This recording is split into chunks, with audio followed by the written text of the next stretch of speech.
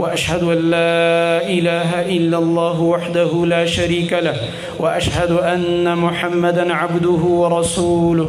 أما بعد فإن خير الحديث كتاب الله وخير الهدي هدي محمد صلى الله عليه وسلم وشر الأمور محدثاتها وكل محدثة بدعة وكل بدعة ضلالة وكل ضلالة في النار. أعوذ بالله السميع العليم من الشيطان الرجيم من همزه ونفخه ونفثه. قل إن صلاتي ونسكي ومحياي ومماتي لله رب العالمين. وقال الله تبارك وتعالى لن ينال الله لحومها ولا دماؤها ولكن يناله التقوى منكم. الله سبحانه وتعالى قرآن کریم کے خپل نبی صلی اللہ علیہ وسلم تا فرمائی اے نبی دا اوایا ان صلاتي یقینا زما منز او دغرنگا ونسکی او زما قربانی منز بدنی عبادت دے او دا قربانی دا مالی عبادت دے زما بدنی عبادت او زما مالی عبادت ومحیای ومماتی او زما جوند او زما مرگ لله رب العالمین دا ټول دا الله رب العالمین دا پاره دی. دا یو مومن چې کله دنیا تراشی اول نمبر داغه والدین هغه ته عقیده د توحید ورخی داغه په وخت کې د الله اکبر ناره لګیږي د پاره چې د الله توحید ومني او داغه الله د پاره بد د ټوله ژوندۍ تیریږي او بیا چې کله اخره کې د مریم په جنازه بیا تکبیرونه وشي دنیا تراغم تکبیر دنیا نتلوم تکبیر چې یو الله لوی دی او دغه الله د پاره بد دی مؤمن دا ژوند دا مال دا وقت دا با وقف وي او دا په دې کې تیریږي او دا من چې کوم عظیم عمل نن سر ته رسو دی ورځ ته چې یوم النحر دا او پرون په ټوله دنیا او عالم اسلام کې یوم النحر د غټ اختر ورځ وه عید الاضحى مرته ویلی کېږي خو د اختلافاتو د لاسه او زمونږ د کمیټۍ د نااهلۍ د لاسه هر کال موږ د روجو د اختلاف او د اخترونو د اختلاف ښکار یو. دا زما خبره بعضې خلکو له ډېر خوند هم نه ورکوي خو زه وایم زه پروا نه ساتم د دغه خلکو نو د دې د لاسه کاش کې چې موږ پرون اختر مناو کړی وی د ټول عالم اسلام سره ډېر خوند به یې کړی وی خو دلته منځ کې مفادات دي منځ کې اغراض را ننوتي دي او نورې خبرې را ننوتي دي. اگر که بعضې خلک دې ته د دلایلو جامې ورچوي چې دا دلیل دی او هغه دلیل دی دا ټول دلایل موږ ته معلوم دي او دا زمینی حقایق موږ ته معلوم دي. الحمدلله حقیقت دا دی چې زمونږ او د سعودي رؤیت یو رؤیت دی د 2 غنټو یو مختصر وقفه ده په منځ کې تیر وړوکې اختر مو سره په یو ورځ مناو کو په دغه ګراونډ کې م را سره مونځونه وکړه په سعودي کې م اخترو او دلته م اخترو دا کومه خبره راغه او دا په سپوږمۍ څه چل وشو چې غټ اختر ورسره د هغې پرون شو زمونږ نن شو نو دا تیر اختر په دې دلیلو دا مې صرف یو دلیل ځکه درکړه چې نږدې و ورنه دې نه مخکې ډېر داسې دلایل تیر شوي دي چې زمونږ او د هغوی رؤیت یو هغه باقاعده ثابت شوی دی. معلومه شوه زمونږ او د سعودي رؤیت یو دی. پرون ماته د ملیشیا نه ملګرو د اختر مبارکباد را لېږلی دی حالانکه د سعودي او د ملیشیا په مابین کې څومره غټ فرق دی خو دا دلته موږ دا لانجې جوړې کړي دي نور ملکونو کې دا لانجې نشته نور ملکونو کې دا اختلافات نشته دا چې په غم اخته یو دا موږ اخته یو هغه وران او کنډر افغانستان هم په دې کې زموږ نښه دی چې هلته هم باقاعده سعودي سره اختر او سعودي سره روژه کېږي نور که پکې جګړې ډېرې دي خو دا یو شی پکې متفق دی دا یو شی پکې یو دی او د هېچ چا پکې اختلاف نشته دی. نو زما محترم ورونو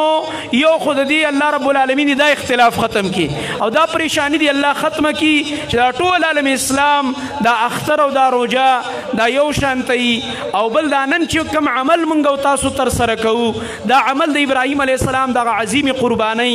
یاد موږ له راکوي چې هغه واقعات تاسو بار بار اورېدلي او تېرې جمعې خطبه کې موږ د هغې تذکره وکړله چې د هغې د دوباره تذکرې ضرورت نشته خو دا چې کوم عمل کوو په دې عمل کې الله زموږ نه څه غواړي کوم آیت چې ما ولوستو دا دویم آیت د سورة الحج 37 نمبر آیت په دې کې الله رب العالمین فرمایي لن ینال الله لحومها ولا دماؤها ولكن يناله التقوى منكم اچر الله تعالی ته ستاسو د دې سارو نه غوښې وررسیږي او نه وینې وررسیږي بلکې الله رب العالمین ته ستاسو په زړه کې چې کومه تقوا ده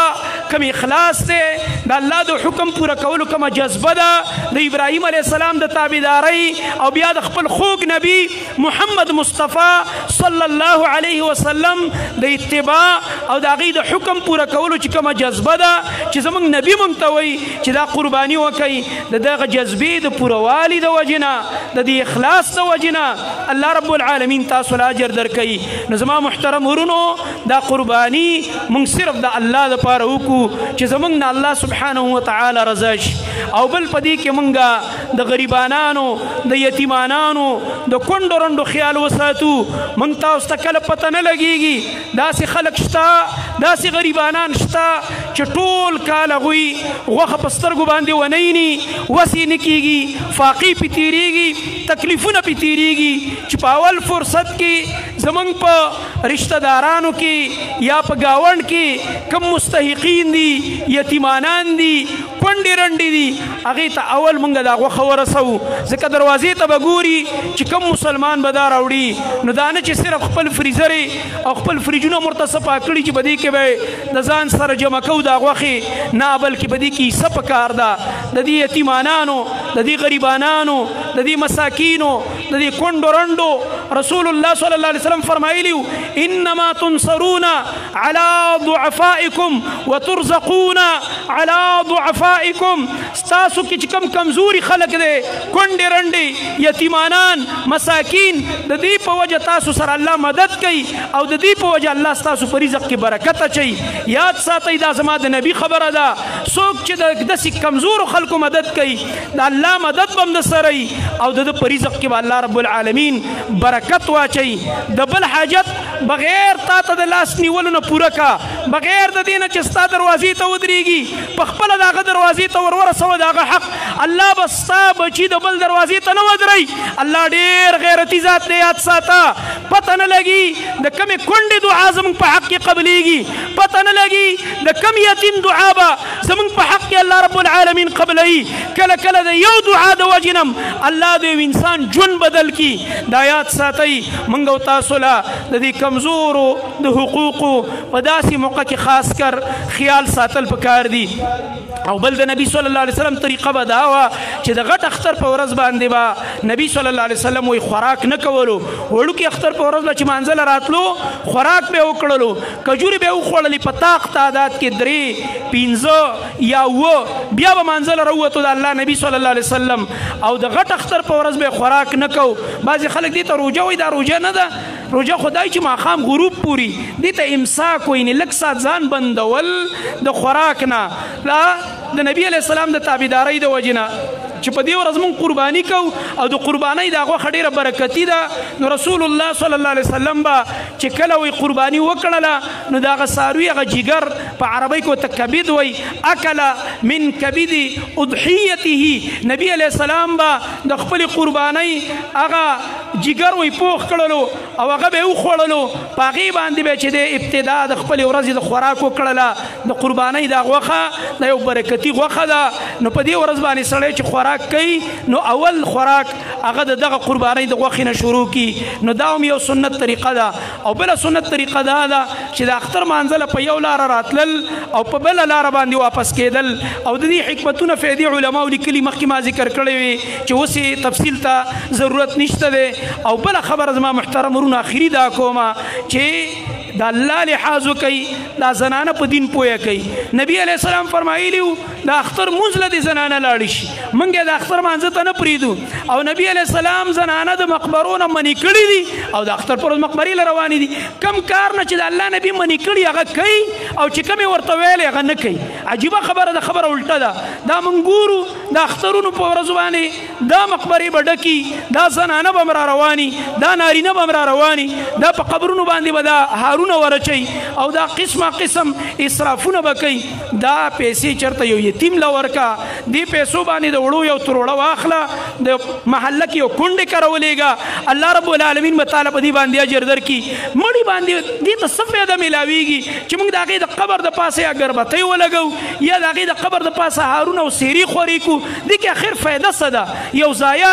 او د اسراف کار دی زما محترم ورونو نو د دې خبرې هم موږ تاسو له لحاظ پکار دی او بر په آخره کې زه د ټولو مسلمانانو ورونو نه دا درخواست کوم چې دا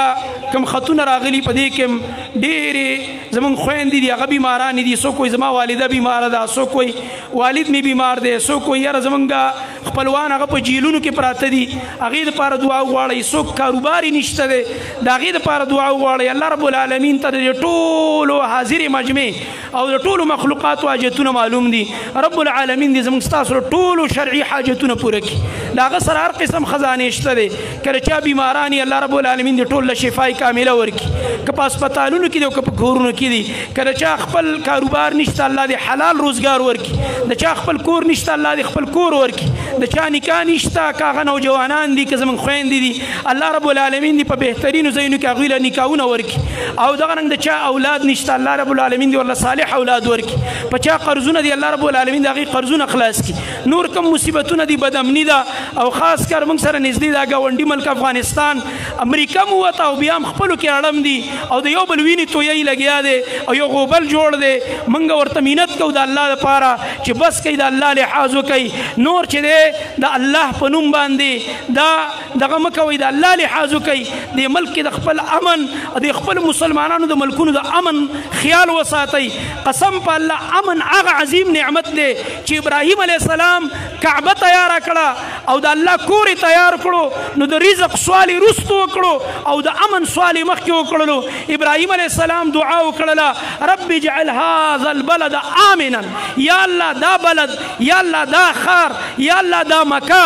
دا ځمکه یا الله دا د امن ځمکه وګرځوه هغې نه بعد یې وفرمایل چې یا الله دې خلکو له فراخه رزق ورکه رزق یې وروستو ذکر کړی دی امن یې مخکې ذکر کړی دی موږ مسلمانانو له پکار ده د خپلو ملکونو د امن د سیکیورټي خیال وساتو د ملک د امن چې کوم دشمنان دي موږ د هغې مخالفت وکړو او دغه رنګه موږ او تاسو د مسلمانانو دپاره ټول عالم اسلام که هغه فلسطین دی که عراق دی که شام دی که کشمیر دی که برما ده که نور ځایونه دي او خاص کر افغانستان او زموږ خپل ملک پاکستان دې ټولو ملکونو کې موږ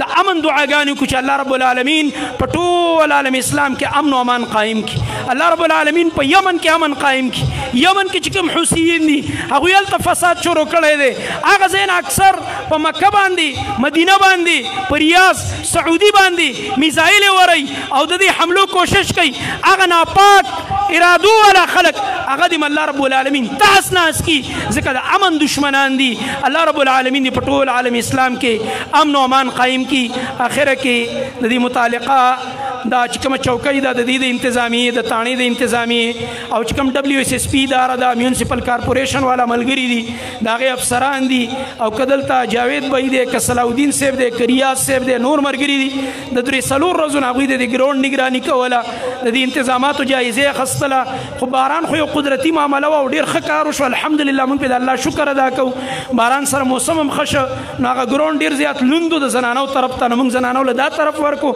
او د سړو دپاره هم دا ځای منتخب که الحمدلله دا کار په ډېر خیر خیریت سره سر ته ورسېده الله رب العالمین دې زموږ ستاسو دا ټول عبادات قبول کړي په خپل دربار کې اقول قولي هذا واستغفر الله لي ولكم ولسائر المؤمنين وجزاكم الله خيرا وتقبل الله منا ومنكم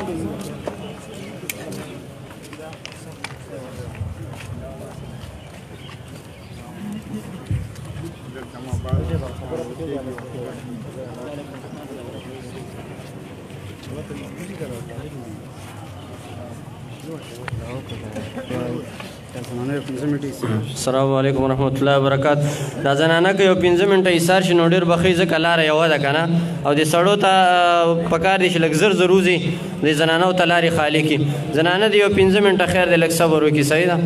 السلام علیکم